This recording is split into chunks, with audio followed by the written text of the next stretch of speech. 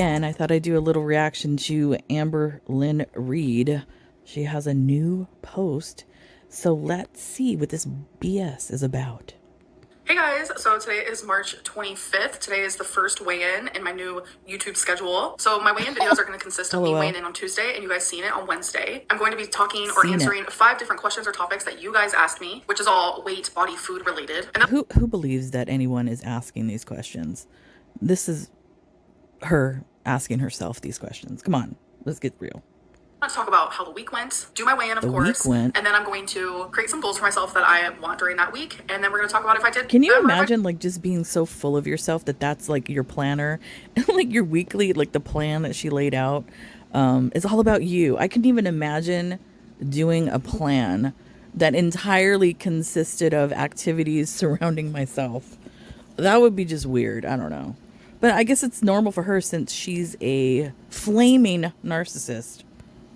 So first question / topic is, would you try semaglutide again? So I've tried semaglutide twice, Ozempic once. And normally when someone asks me this question, it's a flat out, yes, I absolutely would. But now it's a no. I never will do semaglutide again. So semaglutide is not even FDA approved. I always ignored that little tiny tidbit because in my brain... I ignored that tiny little tidbit. It's okay. It's not regulated, but I'm going to take it anyways. Since all the celebrities are doing it, I'm going to do it. What an idiot. I was like, okay, if it's coming from pharmacies, and obviously the pharmacies know what they're talking about. But the more that people are using semaglutide, obviously the more that people are learning about semaglutide, and something that a lot of medication that you get from prescriptions that your doctor gives you are not approved by the FDA. There's a little code you can read on the box. I think it's like NDC or something like that. I can't remember the exact code it is for that. That's why do you think you see all these commercials on TV? If you've taken so-and-so type of drug, please call the L&H law firm at this number. Why do you think you see all those commercials? Because medications are not approved. Coming up a lot, like I've seen articles about it, like you guys have sent me articles. There's a lot of semaglutide like coming from the black market. People are getting extremely sick, people are getting scammed. First of all, I mean, what didn't give you that clue when you were getting your semaglutide? I don't know. Could it have been that it came in a baggie and it was already like pre-filled syringes? I don't know. Seems kind of sketchy and black markety to me. And no matter where I get it from, it's just like, you never know what you're going to get. That's so a semaglutide lie. is a no. But what do you mean you never know what you're going to get? First of all, if you get it from a legit pharmacy, it's going to be the stuff. But if you go to a day spa like you did and receive it in a Ziploc bag, then there's a high chance that it's going to be from the black market or Home Depot. Which is FDA approved, yes. But it's like thousands and thousands of dollars a month, especially once you get to like the highest dose. So once that price is lowered, then we'll talk. What is your ideal? So basically, it's not the black market issue or anything like that. It's you can't afford it. It's okay. It's an expensive medication that not a lot of people can afford. Maybe if you got some insurance, that would help you a bit. Goal weight. So I actually do not have one at all. So I know it seems kind of like contradictory because these are weigh-in videos, but I don't have a goal weight. I don't care about the number on the scale. I care about how I feel. I want my health to improve. I want my breathing to improve. I want my walking to improve. I just want my... You're like 5 feet tall, 5'1", 5'2". As long as you remain over 200 pounds, you will never feel good.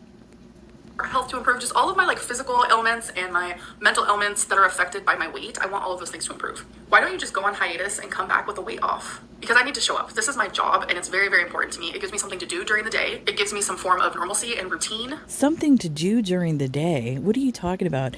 It's not like you're vlogging for hours, like just sharing your entire life and day's work with YouTube.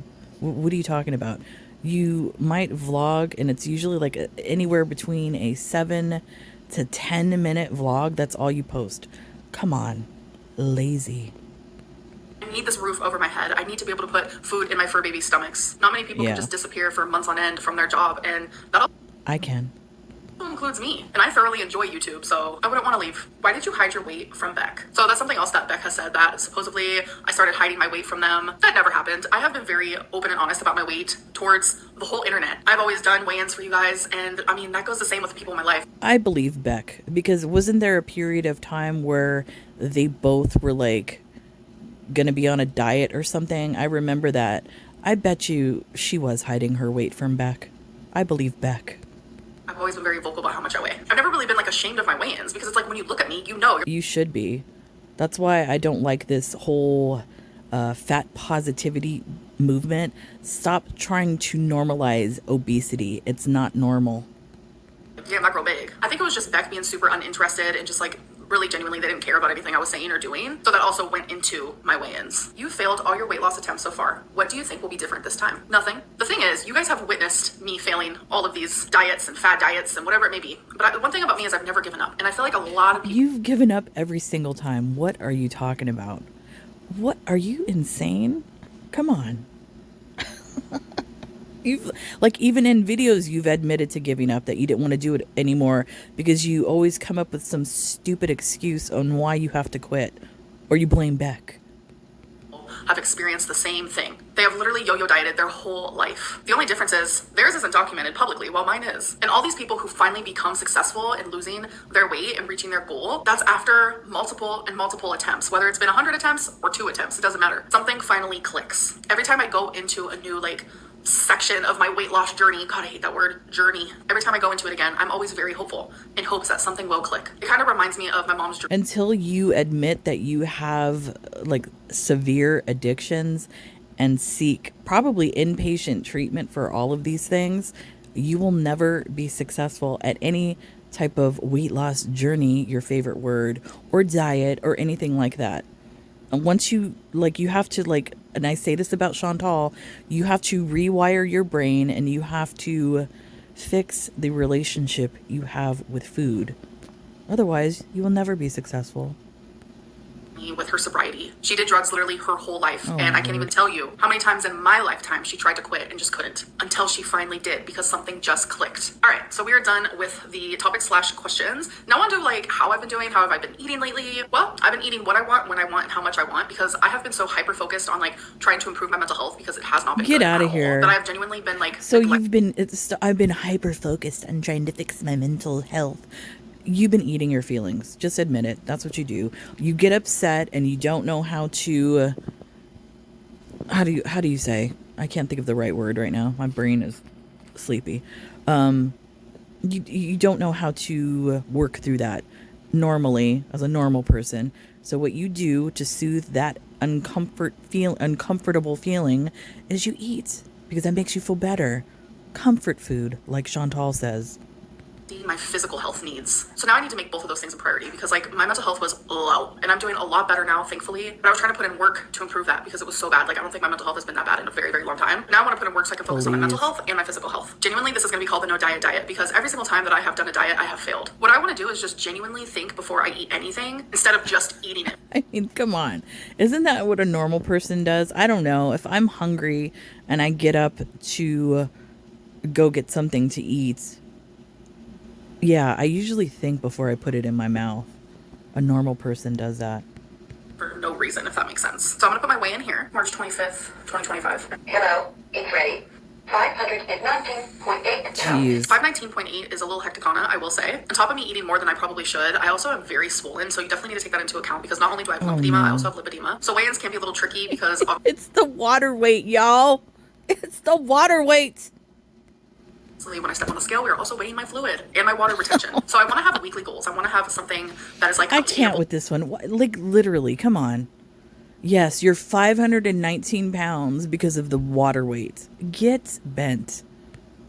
That I can work on every single day. So then next week I can come back and be like, okay, so these are my goals and let me tell you how I did. So each week there will be different goals or maybe I will repeat one. It just depends. She's setting So herself up for failure. I went back on my Uber and I went and I saw in the last 7 days, how many times did I order takeout? So I'm taking that number and I'm going to drastically lower it and that's going to be my goal. So when I went back and looked, it was 8 times in the last 7 days. So as hard. 8 times.